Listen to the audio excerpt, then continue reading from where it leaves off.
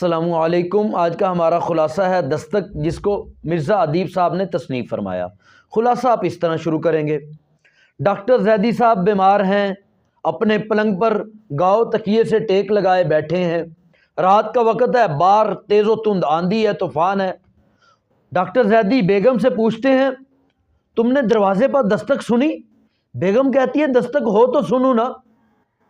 وہ کہتے ہیں جاؤ دیکھو کوئی دروازے پہ دستک دے رہا ہے۔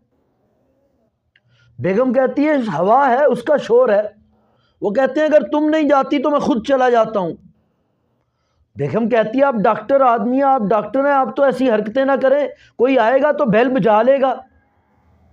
آخر بیگم تنگ ہو کر دروازے کی طرف جاتی ہے، واپس آتی ہے۔ وہ پوچھتے ہیں کوئی تھا؟ وہ ناراض ہو کے کہتی ہے کوئی بھی نہیں تھا۔ وہ کہتے ہیں پھر دستک کون دے رہا تھا؟ وہ کہتی ہیں آپ تو ڈاکٹر آدمی ہیں، آپ تو ایسی باتیں نہ کریں۔ آج ڈاکٹر برہان صاحب آئیں گے، میں ان کو آپ کا بتاؤں گی۔ ڈاکٹر زیدی کہتے ہیں ڈاکٹر برہان بڑا فرش شناس ہے، میں نے آج تک ایسا نوجوان نہیں دیکھا، نہ دن دیکھتا ہے نہ رات، بس کام کیے جاتا ہے۔ اسی دوران وہ پھر دروازے کی طرف دیکھتے ہیں۔ بیگم کہتی ہے خدا کے لیے سمجھے باہر کوئی بھی نہیں ہے۔ اتنے میں دروازے کی بیل بجتی ہے، ڈاکٹر برہان صاحب آ جاتے ہیں۔ وہ ڈاکٹر زیدی کا ٹمپریچر چیک کرتے ہیں، دعا دیتے ہیں۔ اسی دوران بیگم چائے لے کر پہنچ جاتی ہے۔ چائے پینے کے دوران وہ بتاتی ہے کہ ڈاکٹر صاحب کو وہم ہو گیا ہے، بیٹھے بیٹھے ان کو ایسا لگتا ہے کوئی دروازے پہ دستک دے رہا ہے، حالانکہ ایسا کچھ بھی نہیں ہوتا۔ ڈاکٹر برہان تعجب کرتے ہیں۔ ڈاکٹر زیدی بتاتے ہیں آج سے 18-20 سال پرانی بات ہے، جب میری پریکٹس خوب چلتی تھی، ایک دن میں رات دیر سے آیا، تھکا ہوا تھا، آتا ہی بستر پہ لیٹ گیا۔ نوکر آیا، اس نے بتایا باہر بڑے میاں جی آئے ہیں، آپ کو ساتھ لے کر جانا چاہتے ہیں۔ اتنے میں بڑے میاں جی بھی اندر آ گئے۔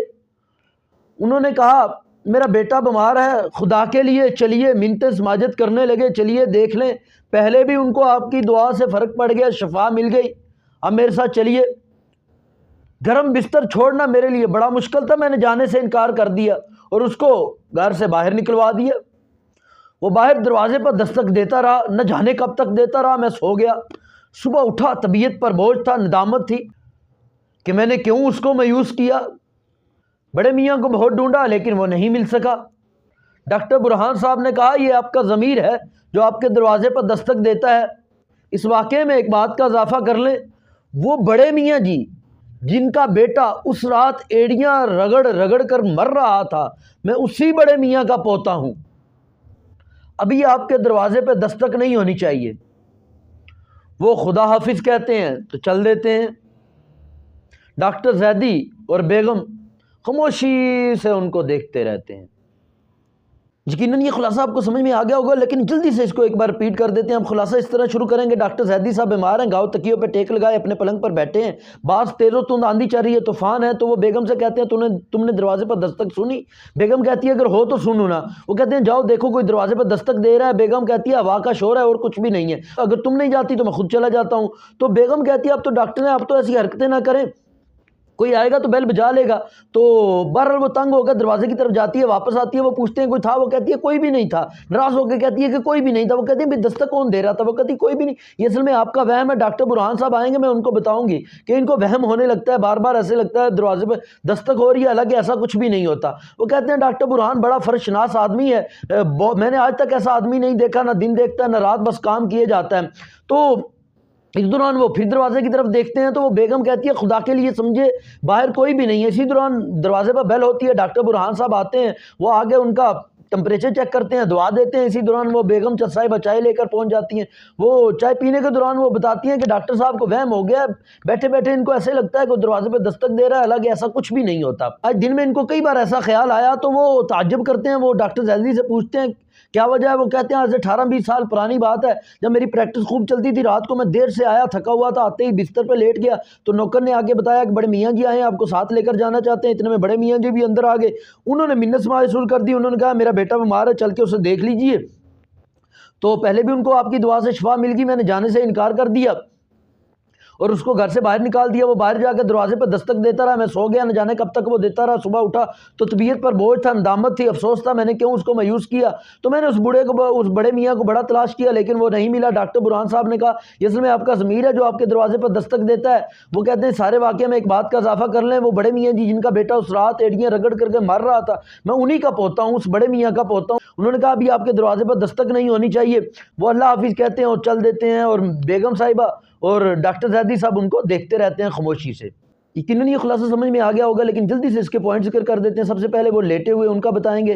باہر تیز و تند آندھی ہے تو بیگم سے پوچھتے ہیں دستک ہو رہی ہے, تم نے سنی؟ بس اس میں اس چیز کو ذہن میں رکھنا ہے جو 3 بار وہ بیگم کو کہتے ہیں کہ دستک کے بارے میں. پہلی بار وہ کہتے ہیں تم نے دستک سنی, بیگم کہتی ہے اگر ہو تو سنو. تو دوسری بار وہ کہتے ہیں کہ صاف آواز آ رہی ہے, بیگم کہتی ہے ہوا کا شور ہے. جو تیسری بار وہ کہتے ہیں میں خود چلا جاتا ہوں. تو بیگم کیا کہتی ہے آپ ڈاکٹر ہیں, آپ ایسی باتیں نہ کریں, ایسی حرکتیں نہ کریں. تو پھر وہ جاتی ہے دروازے کی طرف واپس آتی ہے, یہ ذکر کریں گے.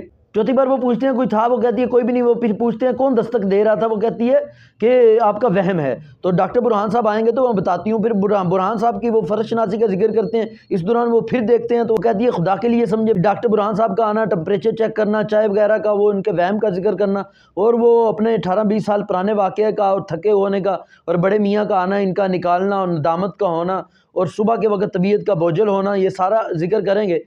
اور برہان صاحب کا کہنا میں بڑے میاں کا پوتا ہوں, اور خدا حافظ کہنا چلے جانا. یقیناً یہ خلاصہ سمجھ میں آ گیا ہوگا. اگر کچھ مسئلہ ہے اس کو دوبارہ سنیں ویڈیو کو, اس کے بعد اس کو لکھیں. انشاءاللہ ایک بار لکھ لیں گے تو انشاءاللہ پھر زندگی بھر نہیں بھولے گا. یہ خلاصہ انتہائی اہم ہے, آسان ہے, لیکن اس کو مختصر اس لیے میں نے بیان کیا کہ اس میں سے سیاق و سباق نہیں آتا. تو باقی بعض خلاصے میں نے ڈیٹیل سے یوٹیوب پہ اپلوڈ کیے.